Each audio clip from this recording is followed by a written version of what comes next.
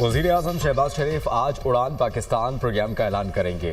वज़ीर ख़जाना मोहम्मद औरंगज़ेब ने कहा कि पाकिस्तान की मईशत मुस्तहकम हो चुकी है, निजी सेक्टर को अब मुल्क को चलाना होगा। उड़ान पाकिस्तान अगले 2 से 3 साल में उस मकाम पर पहुँचाएगा कि ये आखिरी IMF का प्रोग्राम होगा। वफाकी वज़ीर एहसन इकबाल ने कहा, मुल्क को सियासी नहीं मुआशी लॉन्ग मार्च की ज़रूरत है। एक बार फिर 5 साला मनसूबे के तहत माशी तरक्की की बुनियाद रखने जा रहे हैं। वज़ीर इत्तलात अता तारड़ ने कहा, मेड इन पाकिस्तान का एजेंडा लॉन्च करने जा रहे हैं। हम डिफ़ॉल्ट से इस्तेहकाम और इस्तेहकाम से ग्रोथ की तरफ आ गए।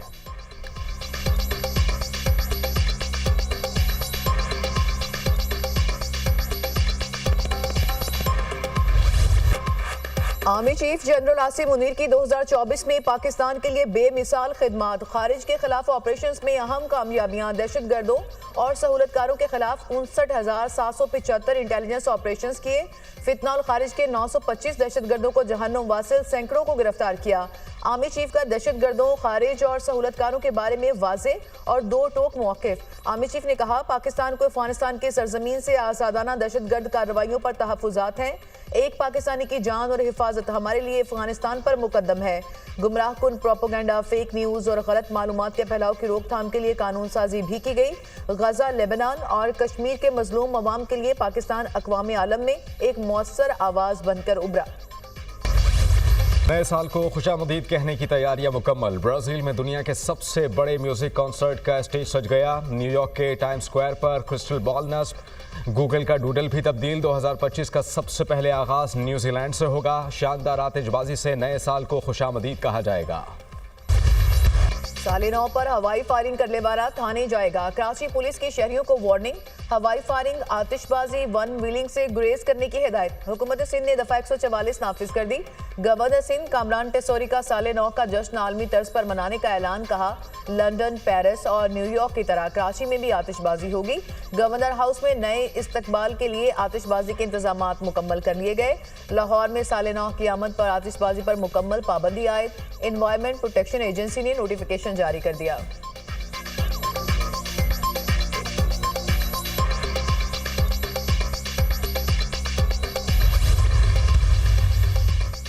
साबिक वज़ीर आला गिलगित बल्तिस्तान के खिलाफ संगीन नताइज की धमकियां देने का केस। खालिद खुर्शीद को 34 साल कैद और 6 लाख रुपए जुर्माना आयद। मुजरिम को गिरफ्तार करके जेल मुंतकिल किया जाए। अदालत का IG को हुक्म।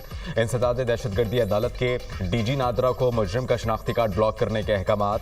खालिद खुर्शीद ने सिक्योरिटी इदारों को धमकी। चीफ इलेक्शन कमिश्नर के खिलाफ नाजेबा अल्फाज इस्तेमाल किए।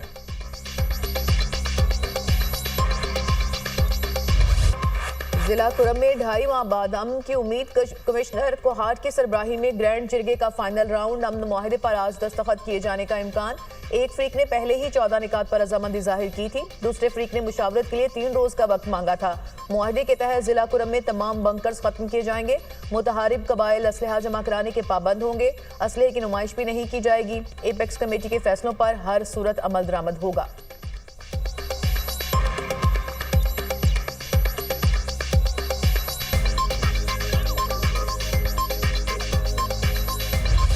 कराची में धरने खत्म कराने के लिए police in action. Abbas town में पुलिस का लाठीचार्ज। मुंतशिर मुजाहिरीन दोबारा वापस आ गए। 5 स्टार चौरंगी, गुलिस्तान जौहर, सुरजानी टाउन और जौहर मोड़ से धरने खत्म। सड़कों को ट्रैफिक के लिए खोल दिया गया। शहर कायद के 4 मकामात पर मुजाहिरीन मौजूद। नुमाइश चौरंगी, सफारी पार्क और कामरान चौरंगी पर धरना। रेंजर्स की भारी नफरी कामरान चौरंगी पहुंच गई। लाहौर में डेविस रोड पर धरने के बायस ट्रैफिक सुस्त रवि का शिकार।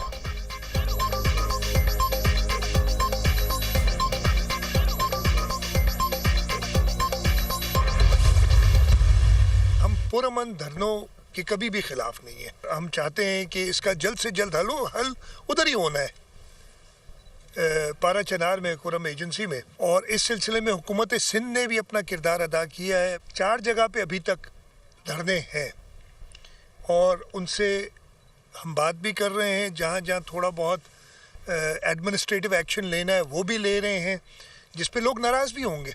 लेकिन लोगों को तकलीफ हो तो वो हमारी जिम्मेदारी हुकूमत की बनती है कि उस तकलीफ को दूर करें।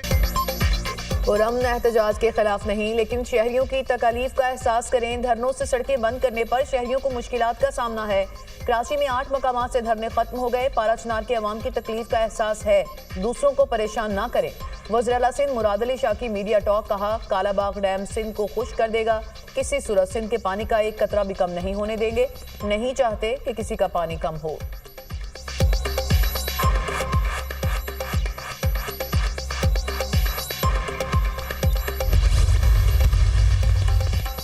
वज़ीर ख़ज़ाना मोहम्मद औरंगज़ेब से अमरीकी सफ़ीर डोनाल्ड ब्लूम की अलविदाई मुलाकात। दो तरफ़ा इक़्तिसादी ताउन और ताल्लुकात समेत बाहमी दिलचस्पी के उमूर पर तबादला ख़याल। वज़ीर ख़ज़ाना का IMF से क़र्ज़ पर सहूलत फराहम करने पर अमरीका का शुक्रिया। मोहम्मद औरंगज़ेब ने कहा कि अमरीका पाकिस्तान का सबसे बड़ा तिजारती शराकतदार और पाकिस्तानी मसनूआत और ख़िदमात के लिए अहम मार्केट है। दोनों ममालिक करीबी इक़्तिसादी ताल्लुकात से फ़ायदा उठाने के लिए तैयार हैं। डोनाल्ड ब्लूम ने अमरीका और पाकिस्तान के दरमियान मजबूत और पायदार ताल्लुकात को सराहा। पाकिस्तान की इक़्तिसादी इस्लाहात और तरक्की की हिमायत जारी रखने के अमरीकी अज़्म का इयादा।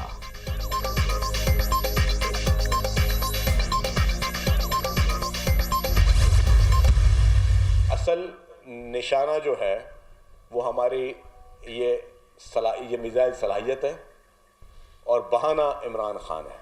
उन्होंने लॉबियस्ट को हायर किया हुआ है कि पाकिस्तान पे हर किस्म का प्रेशर डालें, अपने मुल्क पे हर किस्म का प्रेशर डालें, अपनी मुल्क की सालमियत को जो है वो दाव पे लगाएं, क्योंकि इमरान खान को रिलीफ मिलना चाहिए। पाकिस्तान के अंदरूनी या बैरूनी जो पाकिस्तान के लिए चैलेंजेस पैदा करना, पाकिस्तान में इंतशार पैदा करना, पाकिस्तान में डिवाइड मजीद करना, ये सारी पॉलिसी और उसमें हर किस्म के हरबे इस्तेमाल हो रहे हैं। बानी PTI को इस्तेमाल किया जा रहा है। पाकिस्तान पर प्रेशर डालने के लिए लॉबिंग फर्म्स इस्तेमाल की गईं। बानी ने रिलीफ के चक्कर में IMF प्रोग्राम के साथ खिलवाड़ किया। उनकी कोशिश थी कि मुल्क दिवालिया हो। हुकूमत के सख्त फैसलों से मईशत बेहतर हुई। वज़ीर इत्तला सिंध शर्जील मेमन की प्रेस कॉन्फ्रेंस कहा, बानी PTI रिलीफ लेने की कोशिश कर रहे हैं। PTI की एक टीम हुकूमत से मुज़ाकरात, जबकि दूसरी टीम पाकिस्तान को बदनाम कर रही है।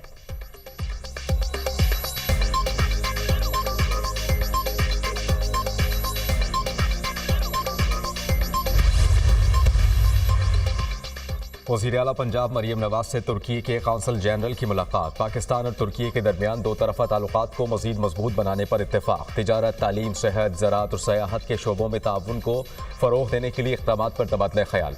मरियम नवाज ने कहा कि पंजाब हुकूमत तुर्की के सरमायाकारों को हर मुमकिन सहूलत फराहम करेगी। तुर्की बिजनेस कम्युनिटी के लिए वन विंडो ऑपरेशन को मज़ीद फ़ाल बनाया जाएगा।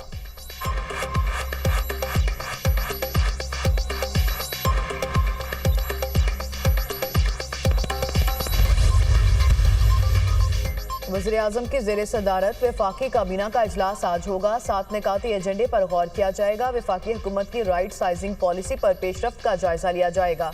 ECC और CCLC के फैसलों की तौसीक होगी।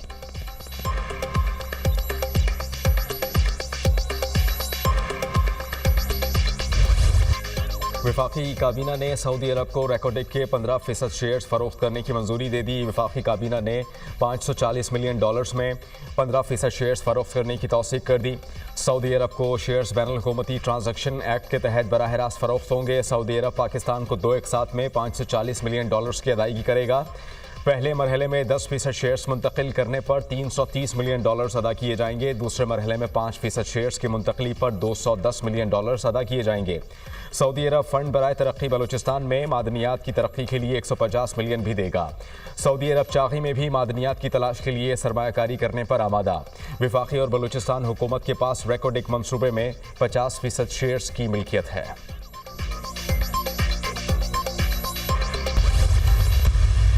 जब भी आईनी तरमीम आया है, उस तरमीम ने तो अदालती निज़ाम को बिल्कुल मफलूज कर दिया है। जेल में जो है उस दिन हमारी मुलाकात हुई खान साहब, और किसी किस्म की उसके ऊपर जो है ना कोई प्रेशर, कोई टेंशन कोई नहीं थी, बल्कि वो फर्म थे।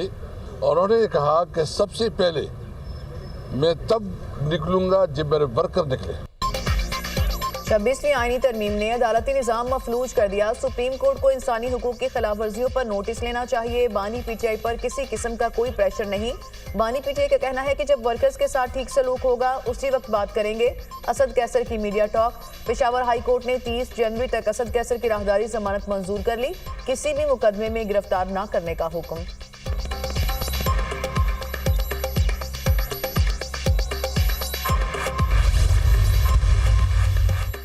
एमक्यूएम के रुकने कौमी असेंबली मोहन मुंजियानी मुस्ताफी हो गए। वो अकलियती नशिस्त पर मुंतखब हुए थे। मोहन ने अपना इस्तीफा स्पीकर कौमी असेंबली को भिजवा दिया।